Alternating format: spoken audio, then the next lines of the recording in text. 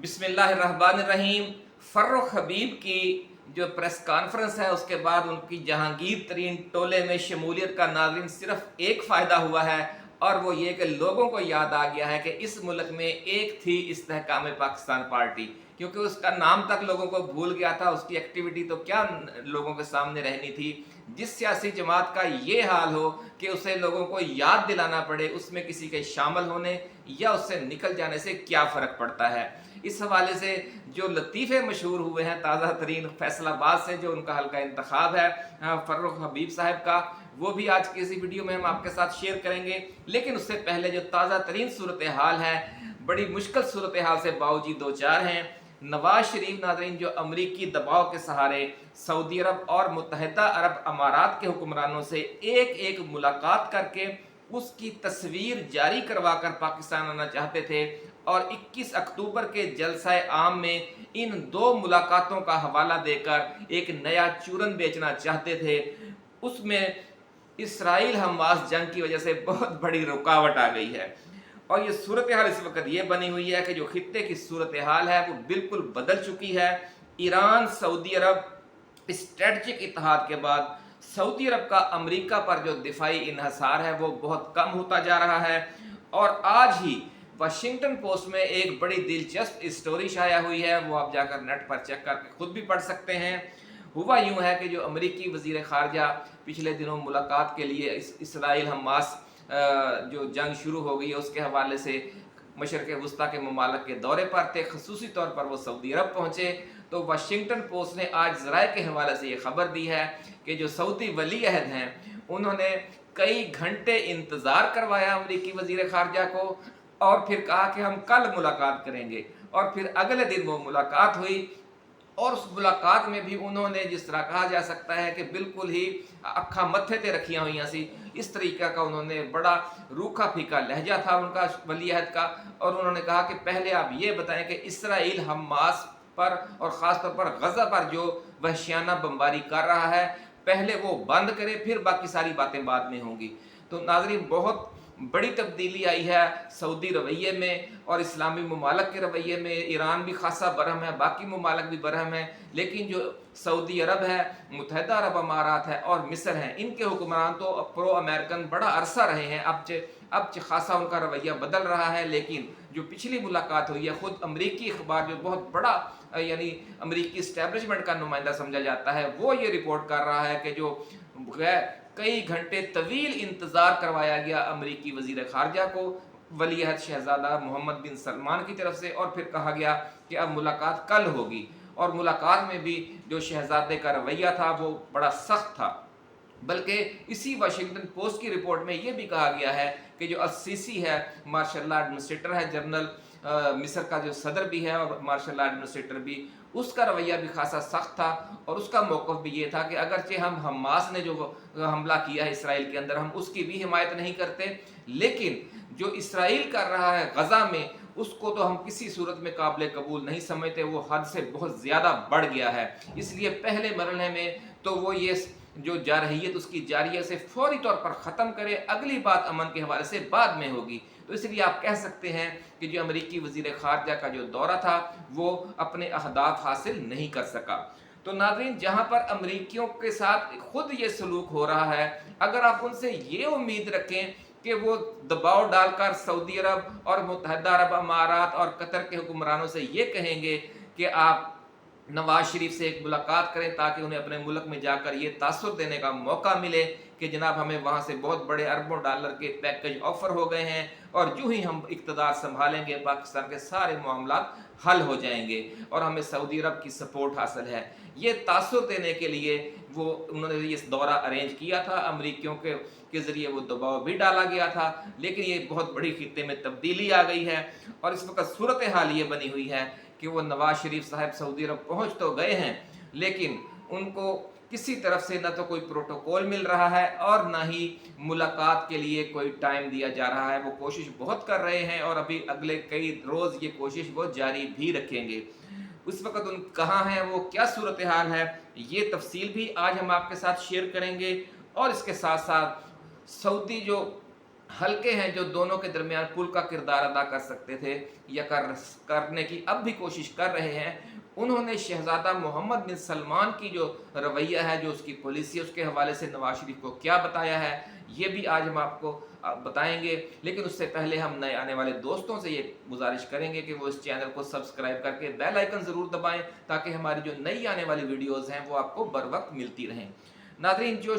Saudi शाही ख़ानदान के बाअसर लोग हैं, उन्होंने वाशगाफ अल्फाज में मियाँ नवाज शरीफ को ये कह दिया है कि जनाब जो वली अहद शहज़ादा मोहम्मद बिन सलमान हैं, उन्होंने एलानिया इमरान खान को अपना बड़ा भाई कहा हुआ है। और अब ये किस तरह मुमकिन है कि जो बड़ा भाई है वो जेल में हो और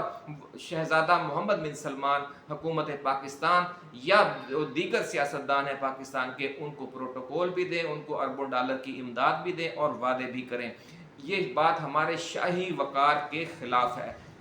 जिस तरह सऊदी अरब ने किसी ज़माने में शरीफ ख़ानदान के लिए बहुत बड़ा किरदार अदा किया था, उस इसलिए सऊदी ख़ानदान अब ये भी चाहता है कि जिस तरह उस वक़्त हमें इस्तेमाल किया गया, अगर आज हम अपनी ख्वाहिश ज़ाहिर कर रहे हैं कि इमरान खान के साथ अच्छा सलूक किया जाए और उसे आज़ादाना सियासत में हिस्सा लेने का बराबर का मौका दिया जाए, तो फिर अब हमारे इस जो हमारे ख़यालात हैं, जो हमारी इस्तदा है इस्टेब्लिशमेंट से, उसे क्यों मलबूस खातर नहीं रखा जा रहा। और अगर आप लोग हमारे जज्बात का एहतराम नहीं करेंगे, तो फिर हम भी आपके जज्बात का उस हद तक एहतराम नहीं कर सकते जो रवायती तौर पर पाकिस्तान और सऊदी अरब के ताल्लुकात का खासा रहा है। नाज़रीन, इस हवाले से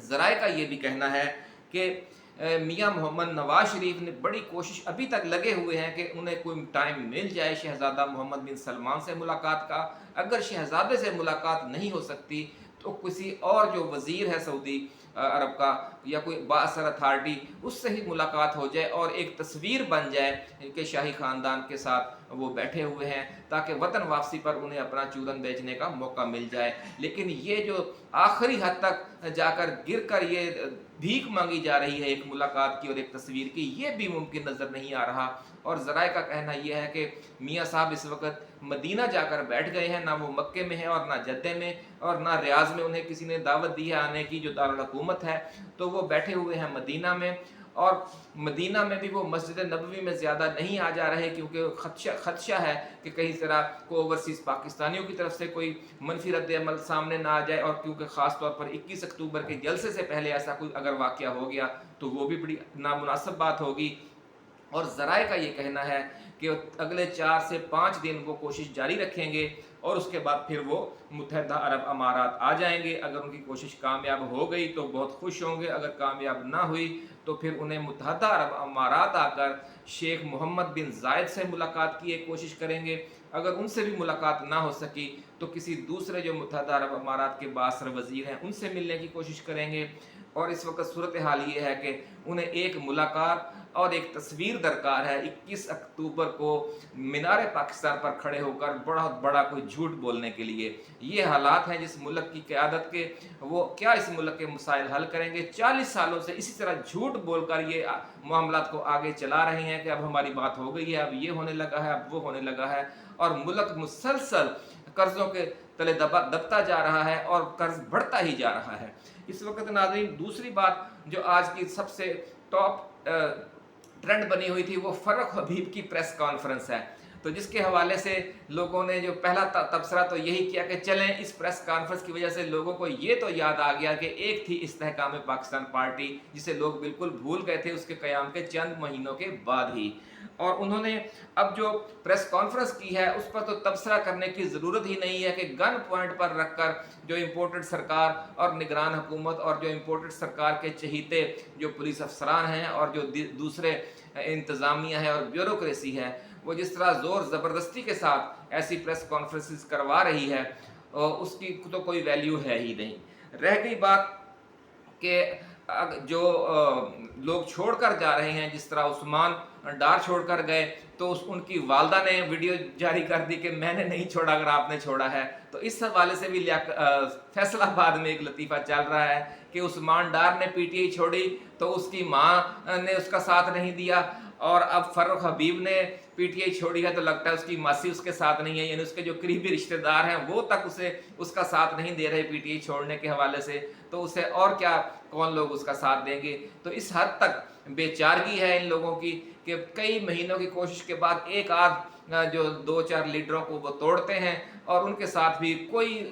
ووٹر کا کوئی ان کے ساتھ کوئی تال میل ہے نہیں. اور یہ حالات ہیں، یہ الیکشن میں جانے سے اسی لیے گھبرا رہے ہیں. عمران خان جیل میں بیٹھا ہوا بھی فاتح نظر آ رہا ہے، اور یہ پریس کانفرنسز کر کے اور پورے جو ریاست کے اور حکومت کے وسائل استعمال کرنے کے باوجود بالکل سیاسی یتیم بنے ہوئے ہیں. تو ناظرین، 18 اکتوبر کو